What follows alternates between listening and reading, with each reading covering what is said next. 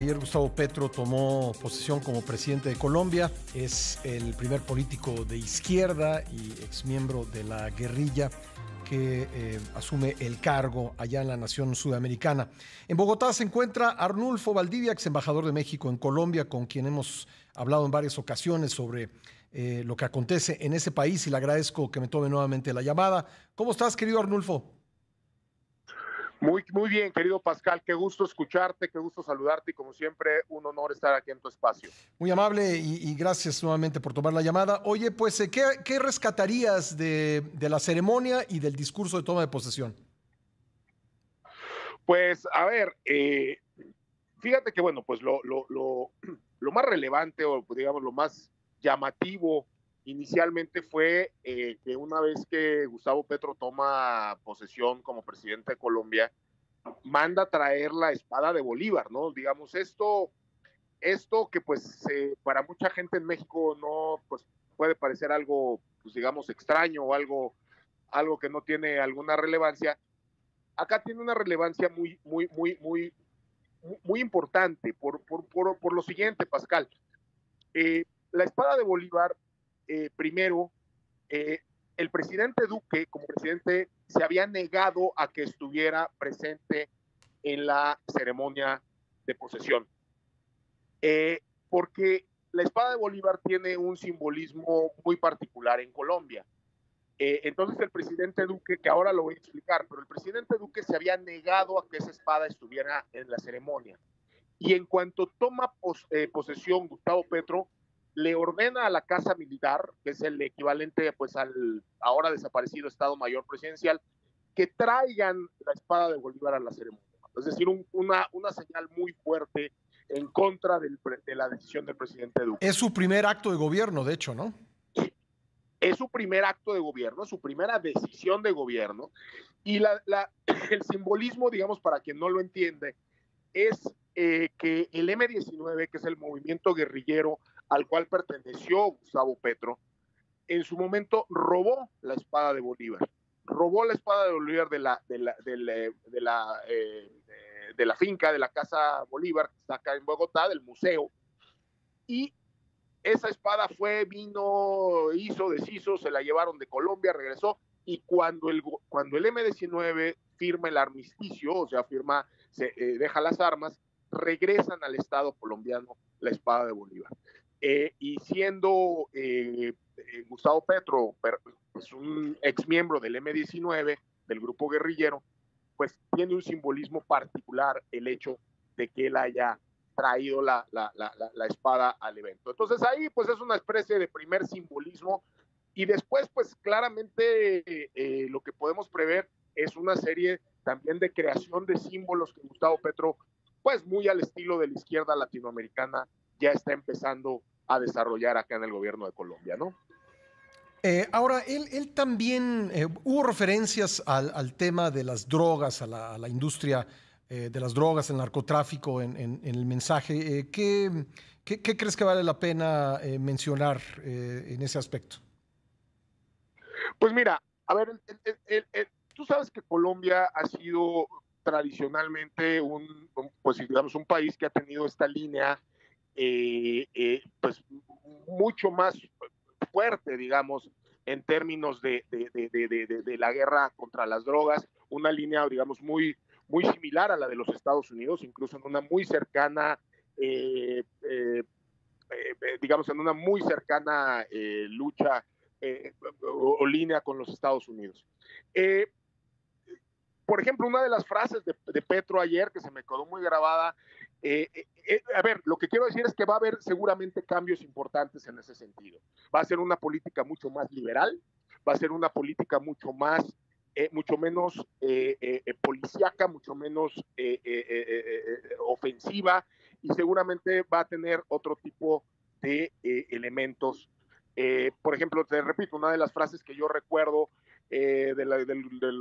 del discurso es, Petro dice, la guerra contra las drogas fortaleció a las mafias y debilitó a los estados, Uh ¿no? -huh. O sea, haciendo una clara alusión al hecho de que la lucha contra las drogas, o sea, esta guerra contra las drogas encabezada y fomentada por Estados Unidos en América Latina, incluido México, por supuesto, no ha servido de nada, ¿no? Eh, cuestionó las 4 décadas, así él lo llamó, de, de la lucha antidrogas, e incluso dijo, ¿no?, que al tiempo que 1 millón de latinoamericanos han sido asesinados por esta política, 70,000 norteamericanos mueren por sobredosis, ¿no? Entonces, pues, fundamentalmente lo que podemos ver es que, como él dijo, pues quiere cambiar un fracaso por un éxito y quiere terminar con la guerra antinarcóticos para, digamos, enfocarse en la parte de la prevención. Pascal. Sí, eso en los hechos, ¿qué puede significar? Porque sabemos que bueno, en Colombia pues ha habido inversiones muy importantes en materia de inteligencia, en materia de combate a grupos del narcotráfico, en su momento las FARC con las que ya se firmó la paz, pero el ELN, el Clan del Golfo y también los disidentes de las FARC, quiere decir que veremos una disminución en la actividad armada en contra de estos grupos? Seguramente sí, Pascal. A ver, digo, esto es algo que a veces es muy sensible decirlo en Colombia, pero pues yo soy mexicano y lo puedo decir cuando quiera. La verdad es que los grupos, las guerrillas, las FARC, el ELN, eh, son durante todo el tiempo o a lo largo de su caminar, se fueron convirtiendo más en brazos logísticos de los narcotraficantes que en grupos, que en movimientos sociales reales, ¿no? Entonces, realmente lo que tienes es que lo que pasa es que esos grupos y su financiamiento están íntimamente ligados al tráfico de drogas.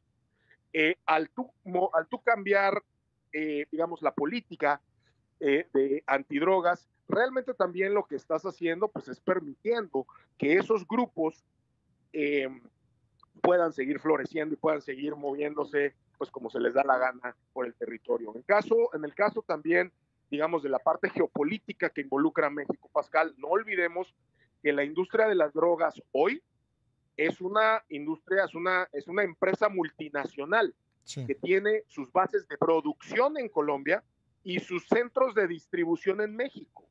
Entonces, ahí también hay digamos, con una política tan laxa como estamos viendo en México, respecto al tema de los grupos de narcotráfico, combinado, digo, de los grupos que son los distribuidores, los grandes distribuidores, y una política que aparentemente será más laxa en Colombia, pues francamente lo que tendremos será muy probable florecimiento de este tema. Ahora, lo que Gustavo Petro dice y la forma en que él se defiende, digamos, de este tema o de esta situación, es que dice que él va a hacer la paz con el ELN, es decir, que el único grupo armado oficial, la única guerrilla que oficialmente sigue vigente en Colombia, que es el ELN, él pretende iniciar a la brevedad un proceso de paz.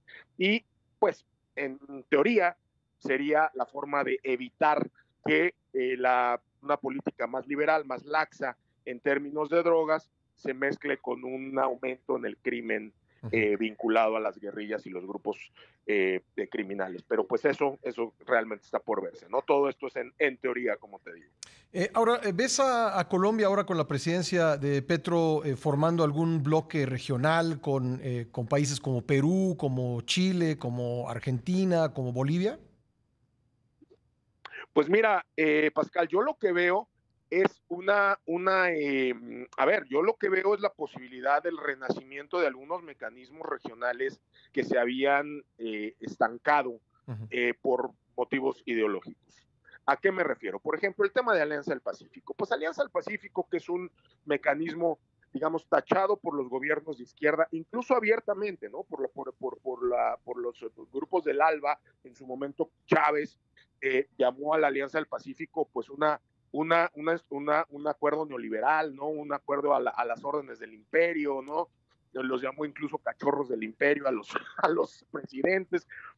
Entonces, la Alianza del Pacífico, que realmente pues no es necesariamente un ¿no? Un constructo neoliberal, sino que tiene un montón de beneficios comerciales, un montón de beneficios en la parte empresarial, en la parte del emprendimiento, en la parte de becas. Pues yo veo que hoy con los 4 países alineados perfectamente ideológicamente y además, digamos, incluso con una cercanía a nivel de personal de los presidentes, o sea, se caen bien los presidentes, puede ser uno de los mecanismos que sin duda alguna puede revivir. Ya los cuatro, Perú, Chile, México y Colombia están en la misma línea ideológica, entonces esperemos que utilicen esa arquitectura institucional, esa infraestructura institucional para poder revivir por lo menos las partes más útiles, y seguramente le darán y le podrán y le deberán, sería maravilloso que le dieran su toque pues más de temas sociales o incluso no, de lo que ellos quieran, pero ahí está la infraestructura jurídico, legal, institucional para que se pueda hacer. Y pues seguramente también habrá otro tipo de acercamientos, ya sea en estos marcos creados o en nuevos marcos, pues evidentemente el tema de la CELAC, que ha sido casi una obsesión de los gobiernos de izquierda latinoamericanos. Acabar con la OEA ¿no? Seguramente tendrá también alguna especie de impulso. En fin, la respuesta corta, que ya la hice larga, mi querido Pascal, seguramente esta nueva coincidencia ideológica de los gobiernos, por lo menos de los gobiernos de las economías más grandes, falta Brasil, pero con toda seguridad este año estaremos viendo un Brasil también girando a la izquierda, ¿no? Podrá generar algún tipo de alineación o de alineamiento otra vez en los mecanismos regionales y en la acción multilateral. Pues querido Arnulfo, te agradezco mucho esta conversación y te mando un abrazo. Yo te mando muchos, mi querido Pascal, gracias como siempre por el espacio, es un honor estar aquí con ustedes y feliz semana. Gracias, igualmente.